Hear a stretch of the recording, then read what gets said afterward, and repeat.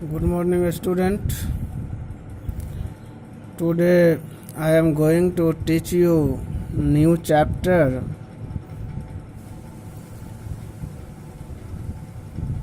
The name of chapter is Books of Original Entry.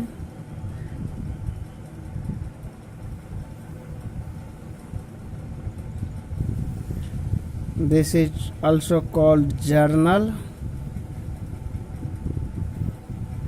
entry. Name of the chapter is journal entry, and this is my lecture number 14A.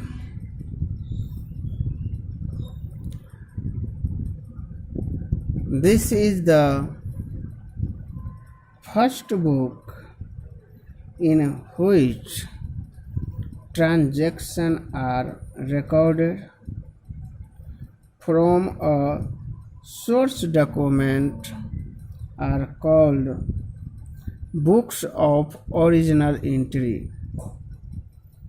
Journal is one of the basic book of original entry in which transactions are originally recorded in a chronological order according to the principles of double entry system.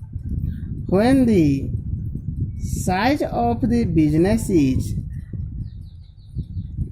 a small one, then it is possible to enter each and every transaction in the journal. But when the size of the business grows, it becomes no longer possible to record each and every transaction in the journal. As such, the journal is subdivided into a number of subsidiary books called special purpose subsidiary books or books of original entry. Each type of transaction is recorded in a separate subsidiary book. The subsidiary books may be considered subsidiary books, journal, or subsidiary book.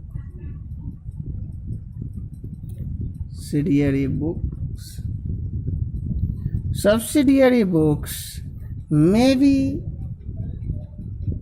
divided as under: first, cash book; second, purchase book; third, purchase return book;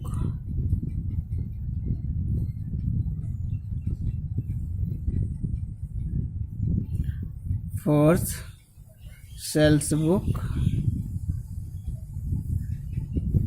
fifth, sales return book;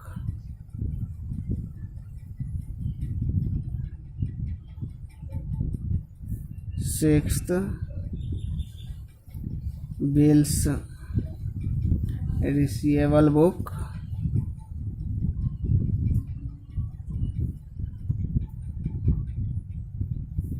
seventh, bills payable book;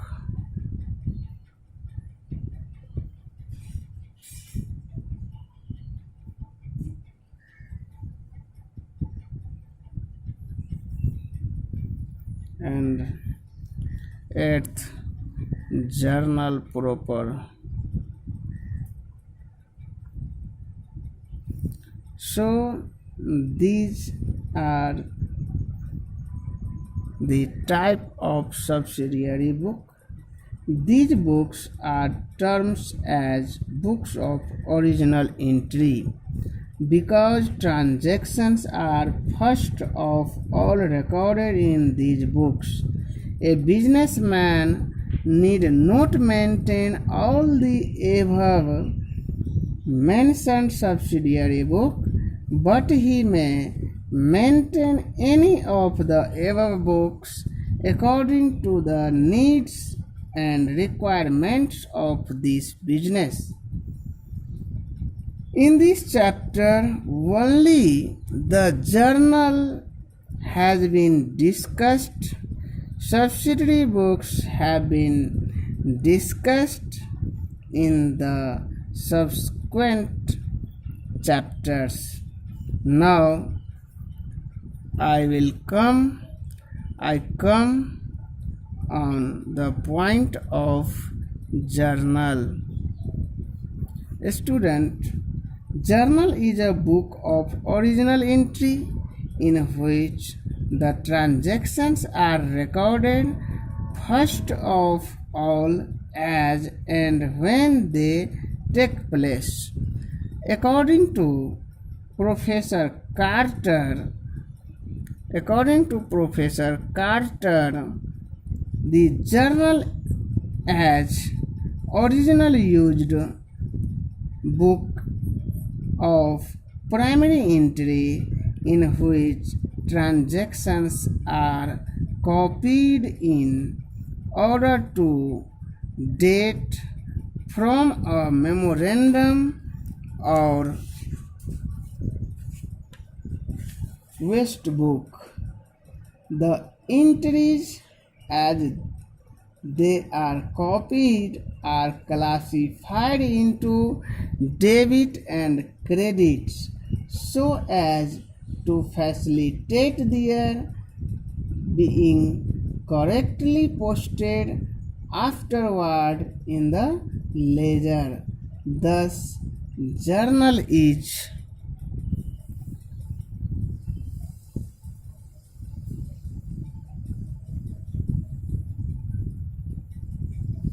not necessary to record all the transactions, but the use of waste book may prove helpful.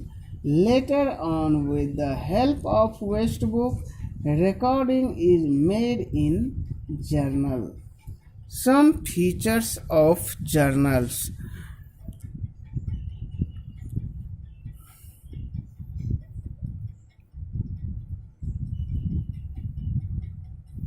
Features or characteristics of journal.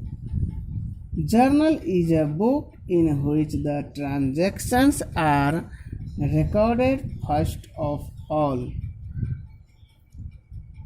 It maintains the identity of each transaction and provide a complete picture of the same in one entry. In journal, transactions are recorded in a chronological order, that is, in a date-wise order. A journal is a daily accounting record. A single journal entry is capable of recording more than one transaction. So this is the features of journals. Now I am going to show you the format of journal entry. This is the format of journal.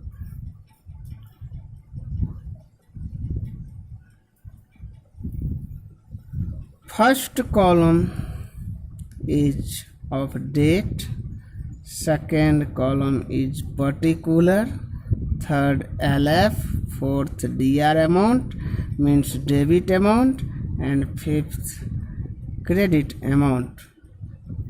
The column have been numbered only to show how the journal is written up. Otherwise, the columns are not numbered. Numbered are not required.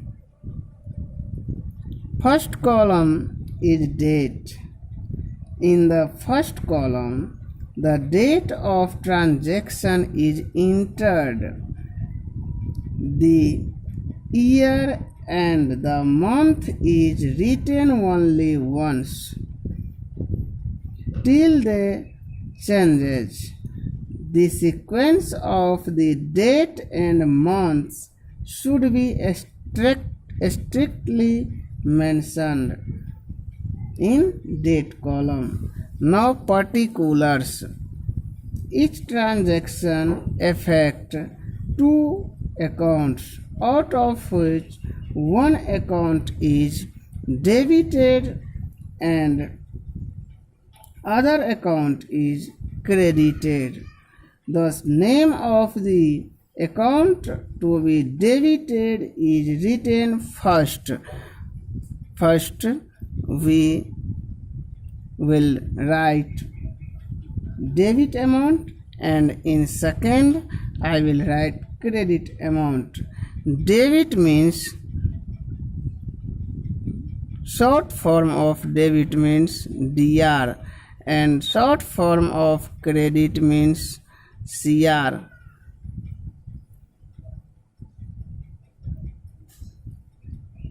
In the second line, the name of the account to be credited is written. The credit account starts with the word to. Start with the word to, a few spaces away from the margin in first line. Suppose this is first line and this is second line, then I have to margin in second line, margin to make it distinct from the debit account. A practice is now developing to omit the writing of the word DR and to from journal entry. Next will be narration.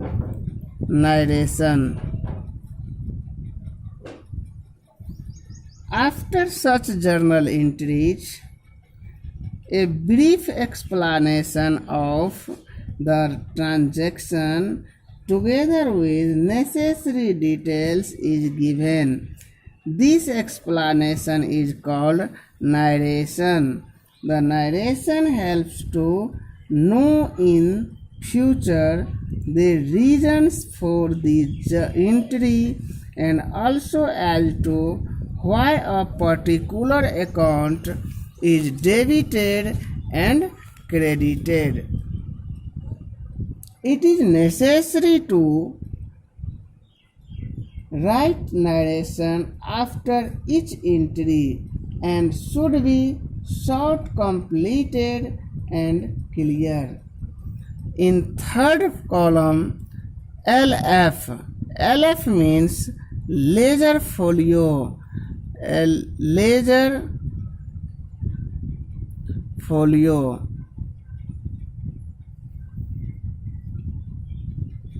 All entries from the journal are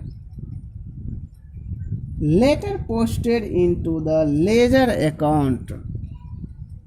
The page number or folio number of the ledger account where the posting has been made from the journal is recorded in the LF column of the journal. For example, if we make a posting in machinery account which is prepared at page 40 of the ledger, we will write 40. in the LF column against machinery account in the journal. There are many advantages of writing the folio numbers. The LF column in journal shows whether an entry has been posted or not. If the page number of the ledger does not appear against any entry, it will indicate that the entry has not been posted to the ledger or so far. Now fourth is DR amount. In the fourth column, the amount of the account being debited is written, and in fifth column, the amount of the account being credited is written. Now the rules of journalizing. On the basis of the rules discussed in my previous video on double entry system, the account to be debited or credited will determined.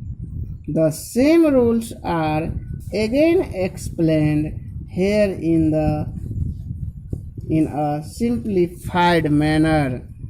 First is personal account.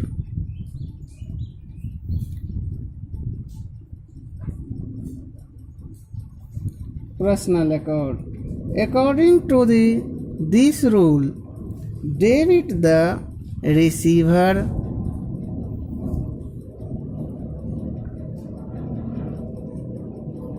and credit the giver.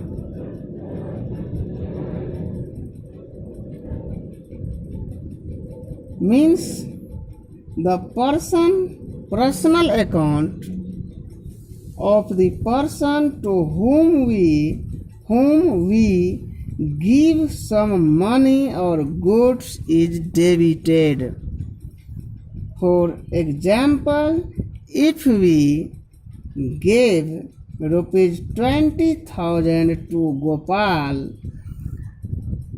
then entry will be if, for example, if we gave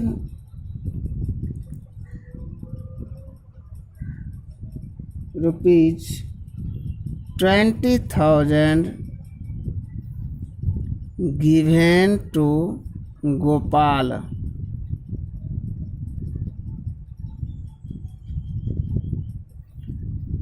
rupees 20,000 given to Gopal. In this case, journal entry will be Gopal's account DR to cash account, being cash paid to Gopal, rupees 20,000 in DR side and 20,000 in CR side.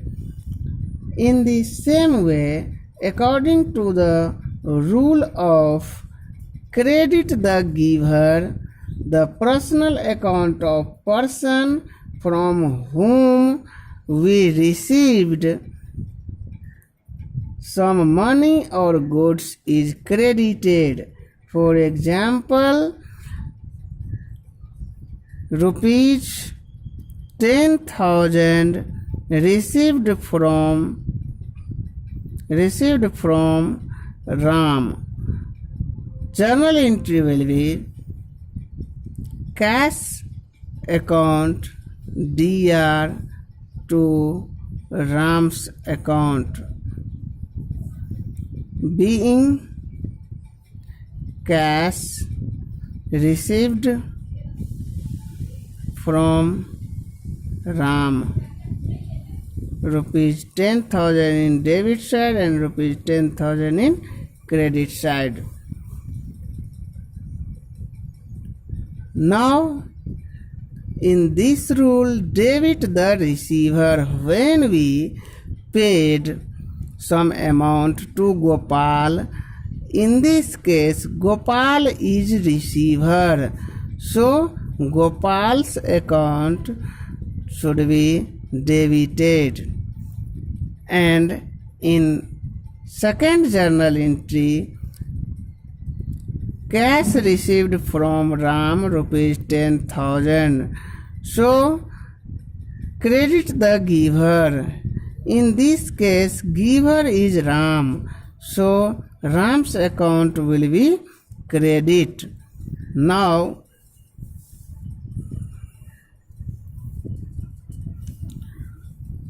rules of real account. Real account. According to the rule of real account, debit what comes in, credit what goes out. This is the rule of real account. We can give the example. Debit what comes in. The item which is coming in my business, it should be debited, and the item, the assets which is going from my business, it will be credit. So for example, if furniture purchase rupees 10,000 for cash, in this case journal entry will be furniture account DR to cash account, being furniture purchase. Amount will be in DR side 10,000 and in CR side 10,000. We can see furniture, when we purchase furniture for cash, then furniture is coming in my business, so it will be debit. According to rule, debit what comes in and cash is going. So according to rule, credit what goes out. Cash is going, so it will be credited. Now the rule of nominal account. Third rule is nominal account. Rule of nominal account is debit all the expenses and losses and credit all the income and gains. This is the rule for nominal account. For example, if rupees 2,000 are paid for salary, then journal entry will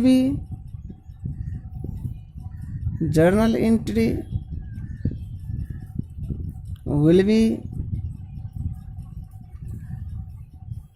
salary account DR to cash account, being salary paid. Now according to rule, I have to understand that salary is when we paid salary to my staff, then salary will be my expenses.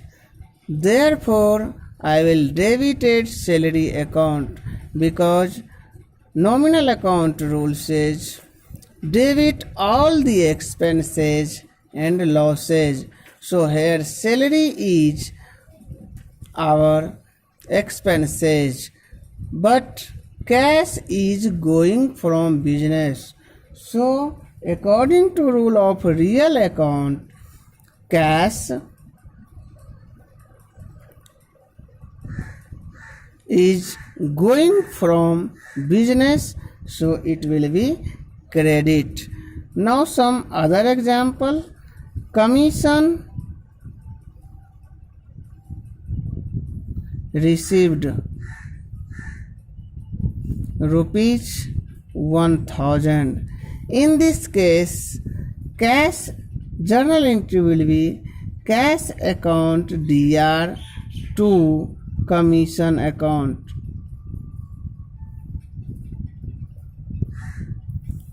Being commission received rupees 1000 in debit side and rupees 1000 in credit side. In this case, commission, when we received commission from any person, commission will be my income, so it will be credited because nominal account rule says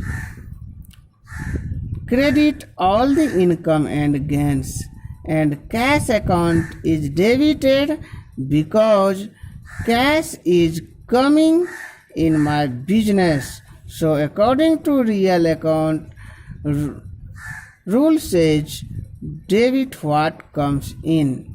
So these are the rule and you have to grasp it. I will meet you with some new topic, only journal entry, and I will solve some other journal entry. Thank you very much.